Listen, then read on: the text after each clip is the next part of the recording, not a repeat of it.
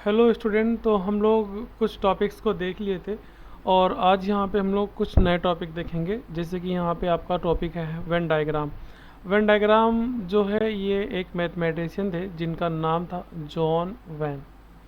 तो John when के नाम पे पड़ा वेन डायग्राम। तो ये जो वेन है ना, तो वेन डायग्राम का मतलब होता है कि ऐसा डायग्राम जिसमें रेक्टेंगल हो और उस रेक्टेंगल को यहाँ पे यूनिवर्सल सेट यू बोला जाए एंड कुछ सर्कल हो जिसको कोई भी सेट लाइक मैंने यहाँ पे ए बोल दिया।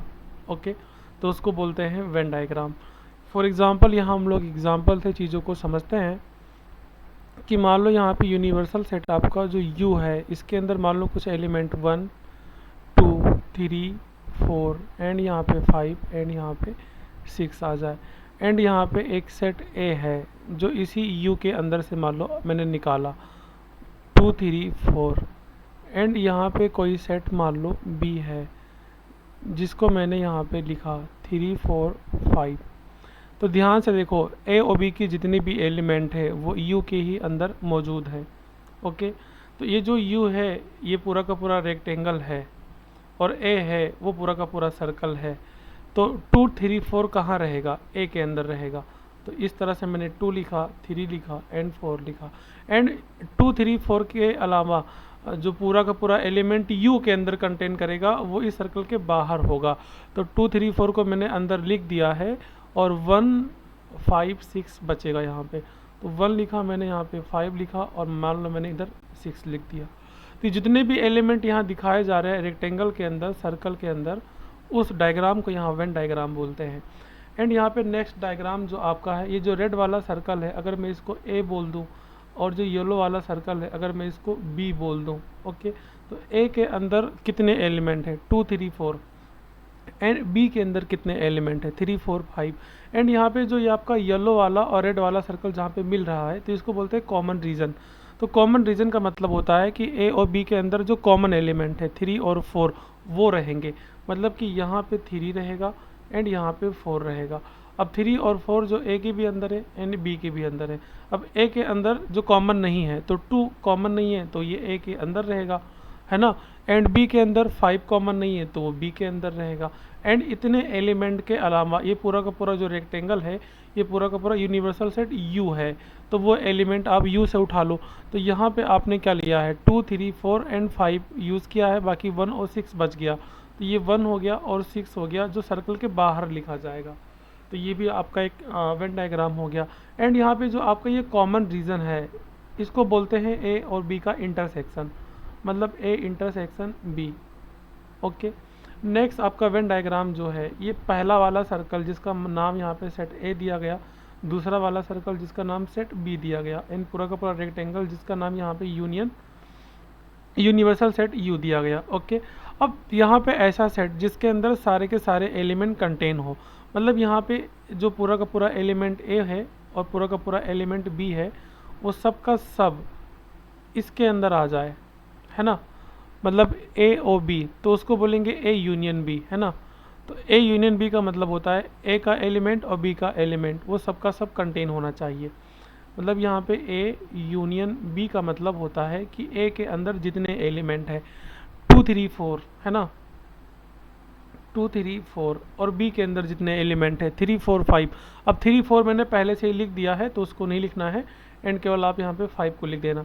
मतलब जो कॉमन एलिमेंट होंगे उनको सिंगल टाइम लिखे जाएंगे।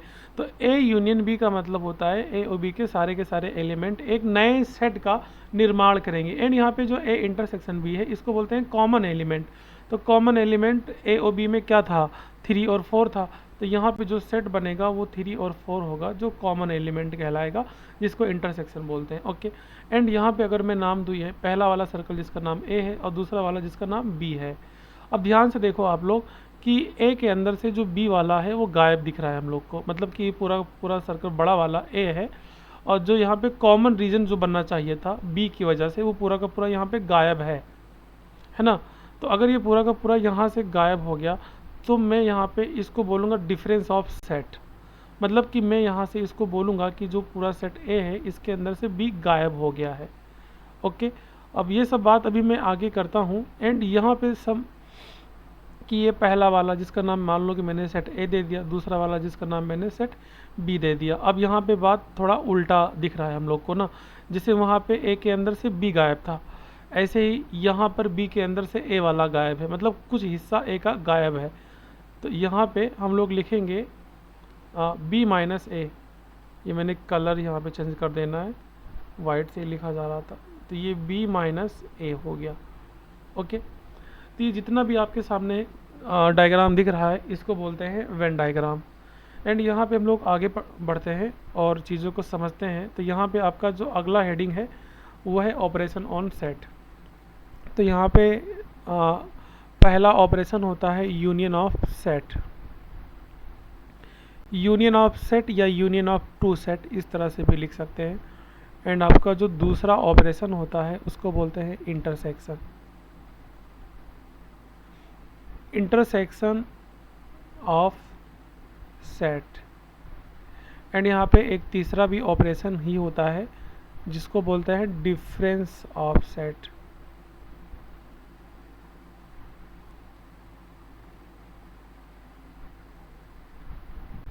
अब यहाँ पे जो मैंने यहाँ पे टॉपिक लिखा, हेडिंग लिखा, इसको हम लोग समझते हैं। तो यूनियन ऑफ सेट का जो मैथमेटिकल डिफिनीशन होता है वो होता है कि ए यूनियन बी,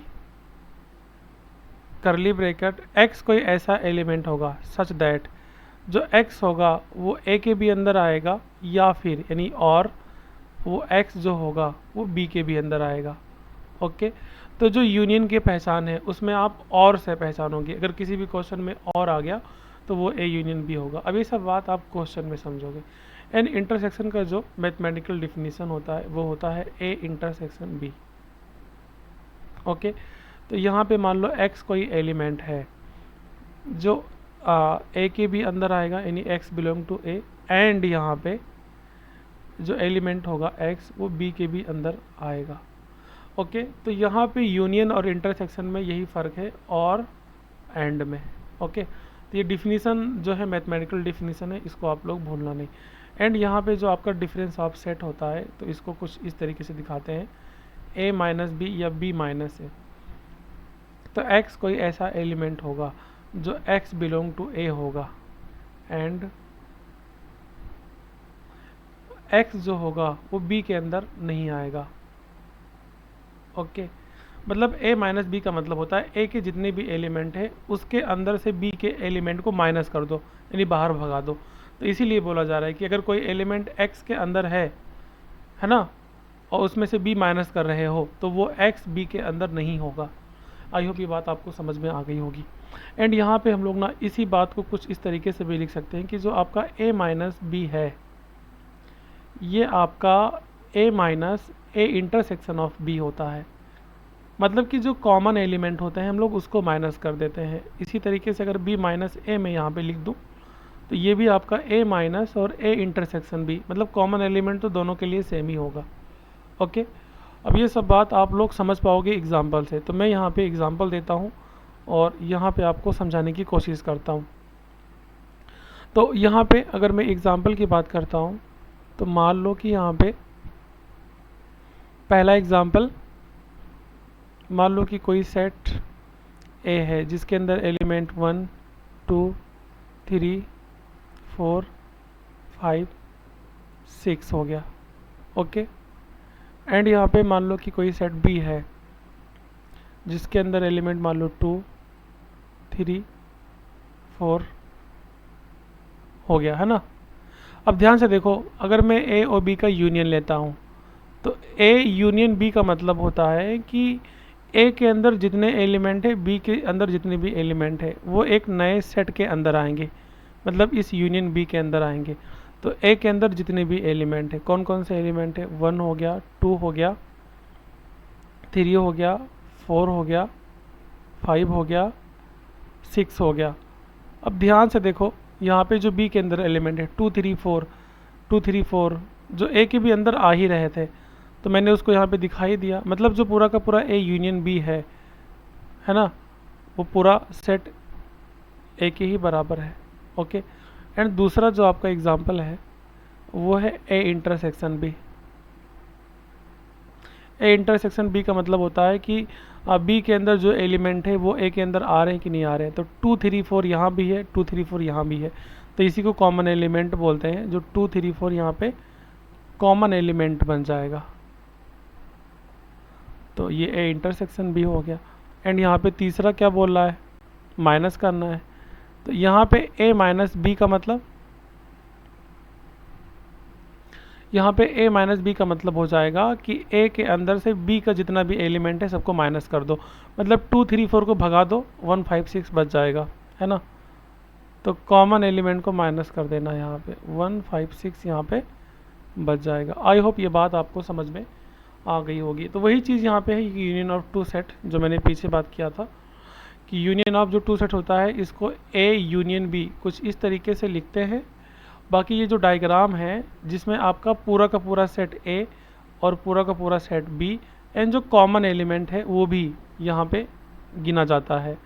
तो A यूनियन B का ये आपका वेन डायग्राम हो गया, ये आपका यूनिवर्सल सेट होता है, पूरा का पूरा रेक्टेंगल। ओके, एंड यहाँ and intersection of two set की यहाँ पे बात करते हैं। तो ये क्या, A इंटरसेक्शन B, A और B कोई दो सेट है। अब ये पूरा का पूरा यूनिवर्सल सेट यूँ हो गया, एंड ये सर्कल A है, ये सर्कल B है, एंड ये वाला जो कॉमन रीजन है इसको बोलते हैं इंटरसेक्शन, मतलब A इंटरसेक्शन B, A और B का कॉमन रीजन। बाकी मैंने पीछे एग्जांपल दे ही दिया था। एंड यहाँ पे आगे बढ़ते हैं और डिफरेंस ऑफ सेट पढ़ते हैं। तो डिफरेंस ऑफ सेट के बारे में मैंने A माइनस बी के बारे में पीछे लिखा था, ये आपका मैथमेटिकल डिफिनीसन है। एंड b माइनस ए को भी कुछ इस तरीके से आप लिख सकते हो, मैथमेटिकल डिफिनीसन है। एंड यहाँ पे अगर ये बड़ा वाला जो सेट है ना, यहाँ पे थोड़ा सा मैं इसको पहले मिटा देता हूँ। एंड यहाँ पे जो ये बड़ा वाला सेट है, अगर इसको मैं सेट ए मान लेता हूँ, है ना, अगर मैं इसको सेट ए मान लेता हूँ,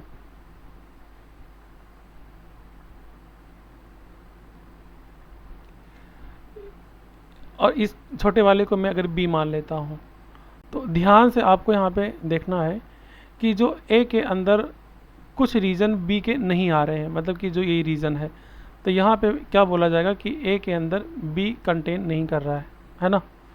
और यहाँ पे b बात कर लेते हैं कि अगर छोटा वाला a माना जाएगा और बड़ा वाला b माना जाएगा, तो b के अंदर यहाँ पे a का कुछ हिस्सा कंटेन नहीं कर रहा है, मतलब जो a है वो कंटेन नहीं कर रहा है, तो b माइनस ए बोलेंगे। बाकी यहाँ पे आपको चीज़ें समझाई गई हैं। आगे यहाँ पे हम लोग पढ़ेंगे वो है properties of union and intersection, जिसको बोलते हैं अलजेब्राइक प्रॉपर्टीज़। तो यहाँ पे जो आपका पहला प्रॉपर्टी होता है वो होता है कॉम्प्लीमेंटल, सॉरी कॉम्यूटेटिव लॉ, है ना,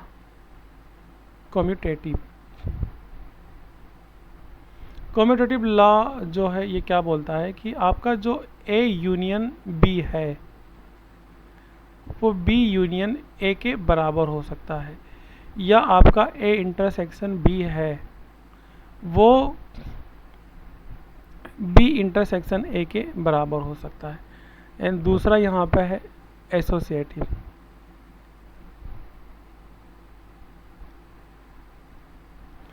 एसोसिएटिव लॉ क्या बोलता है कि मान लो यहाँ पे 3 सेट है, एक A है, यूनियन B है एंड यूनियन C है। अगर मैं इन तीनों में से इसको साथ में लेके चलूँ एंड यहाँ पे A यूनियन B को साथ में लेके चलूँ, तो ये आपस में बराबर होता है। ओके, एंड तीसरा जो है यहाँ पे तीसरे को बोलते हैं लॉ ऑफ एम्पिटी, है ना, लॉ ऑफ एम्पिटी। मतलब अगर मैं यहाँ पे फाई एम्पिटी सेट का इंटरसेक्शन किसी सेट ए से लेता हूँ तो वो फाई आएगा। एंड यहाँ पे अगर मैं यूनिवर्सल सेट यू का इंटरसेक्शन ए से लेता हूँ तो ये आपका ए आ सकता है। ओके, तो आई होप जो आपके सामने यहाँ प्रॉपर्टीज़ लिखा गया है ये चीज़ें कुछ हैं आपके सामने जो इम्पोर्टेंट है, समझ में आ गई होंगी। इसको बस थोड़ा सा याद करना है, बाकी हम लोग आगे जब आईआईटी का क्वेश्चन सॉल्व करेंगे तो उसमें यूज़ करेंगे। ओके, एंड यहाँ पे आपका जो अगला टॉपिक है वो है कॉम्प्लीमेंट ऑफ अ सेट। तो कॉम्प्लीमेंट ऑफ अ सेट क्या होता है कि ये जो पूरा का पूरा रेक्टेंगल है ये है आपका यूनिवर्सल सेट, एंड यहाँ पे जो आप देख पा रहे हो अंदर सर्कल है ये पूरा का पूरा ए है। ठीक है, ये पूरा का पूरा क्या है, ए है। अब ध्यान से आप लोग देखना, चीज़ों को समझना यहाँ पे कि अगर मैं पूरे के पूरे यूनिवर्सल सेट मतलब पूरे के पूरे रेक्टेंगल के अंदर से मैं इस सर्कल को बाहर कर दूं तो जितना भी रीजन बचेगा ये ब्लू वाला, इसको हम लोग कॉम्प्लीमेंट सेट बोलेंगे, जिसको मैं यहाँ पे ए डैश से दिखाऊंगा। ओके, मतलब कि जो आपका ए कॉम्प्लीमेंट होता है जिसको ए डैश भी बोलते हैं या ए सी भी इस तरह से बोलते हैं, तो एक कॉम्प्लीमेंट जो होता है ये पूरा का पूरा यूनिवर्सल सेट में से वो जो रियल सेट होता है ए उसको माइनस कर दिया जाता है। मतलब कि जैसे मैं यहाँ पे एग्जांपल से समझाता हूँ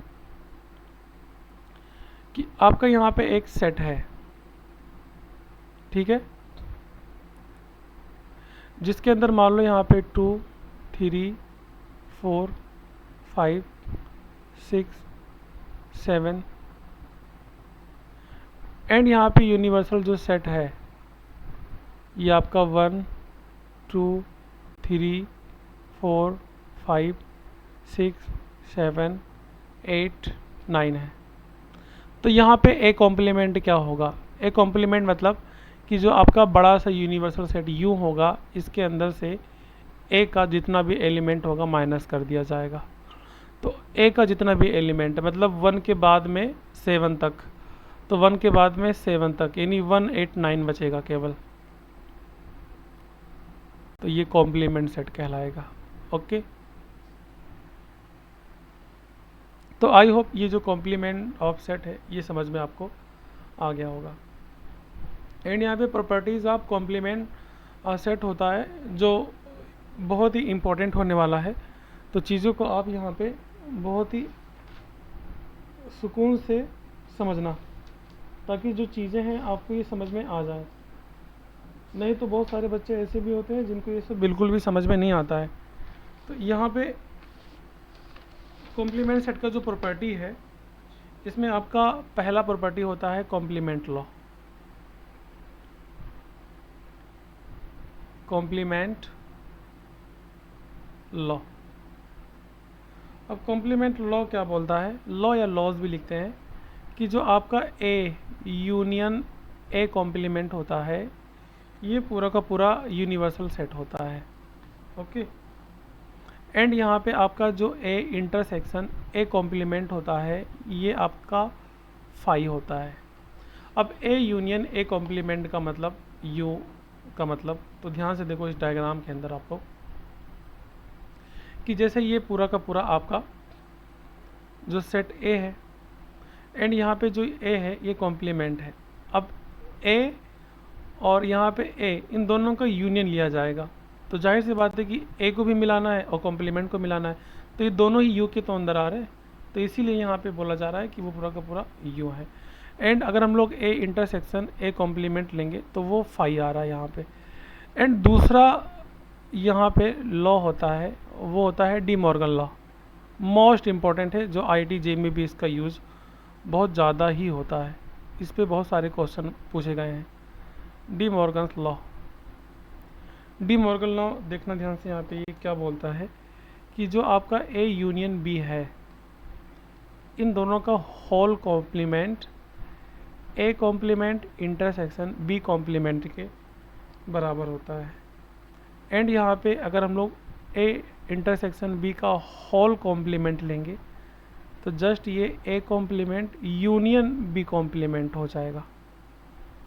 ओके बच्चों, तो आई होप ये बात आपको समझ में आ गई होंगी, जिसका यूज हम लोग आगे क्वेश्चन में करेंगे।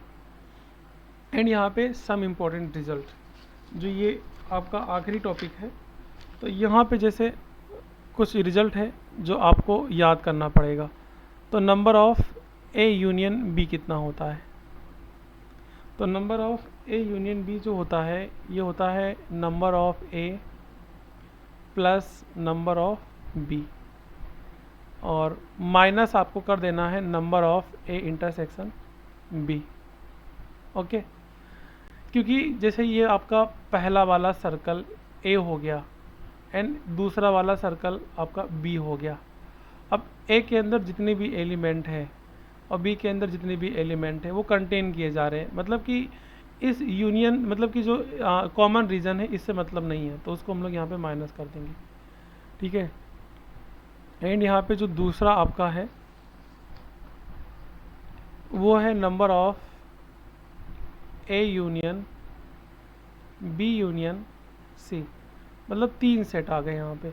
तो यहाँ पे नंबर ऑफ ए लिखना है, फिर प्लस नंबर ऑफ बी लिखना है, फिर प्लस नंबर ऑफ